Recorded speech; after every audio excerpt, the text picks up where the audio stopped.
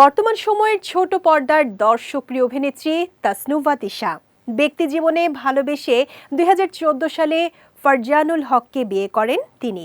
সেই সংসারে ছিল তার একটি কন্যা ও পুত্র সন্তান। তবে বিয়ের ৪ বছরের মাথায় ভেঙে যায় অভিনেত্রীর সংসার। ২০১৮ সালে স্বামীর সঙ্গে বিচ্ছেদের ঘোষণা দেন তিশা। সিঙ্গেল মাদার হিসেবে কয়েক বছর থাকার পর ২০২২ সালে আজগর নামের এক যুবককে বিয়ে করেন অভিনেত্রী। দুজনের পরিচয়ের মধ্যে থেকেই সেই সম্পর্ক বিয়েতে রূপ নেয়। বর্তমানে স্বামী সন্তান নিয়ে সংসার, পাশাপাশি অভিনয়টা চালিয়ে গেলেও সম্প্রতি এক সাক্ষাৎকারে তাসনুভা তিশা বললেন, বিয়ে করাটাই সবচেয়ে বড় ভুল। অভিনেত্রীর ভাষ্য, আমার মনে হয় বাচ্চাদেরও আমি বিয়ে দেব না, মানে তাদেরকে বিয়ের জন্য চাপ বা উৎসাহ দেব না।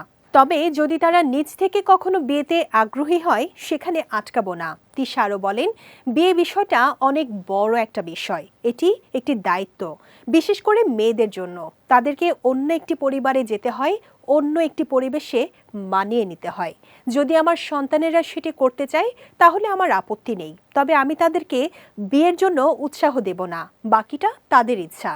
বর্তমানে তিশাকে অভিনেতা আরুশ খানের সঙ্গে জুটি বেঁধে একাধিক নাটকে কাজ করতে দেখা গেছে, যে কারণে তাদেরকে নিয়ে প্রেমের গুঞ্জনও ছড়িয়েছে। তবে অভিনেত্রী জানিয়েছেন, আরুশের সঙ্গে তার কোনো প্রেমের সম্পর্ক নেই।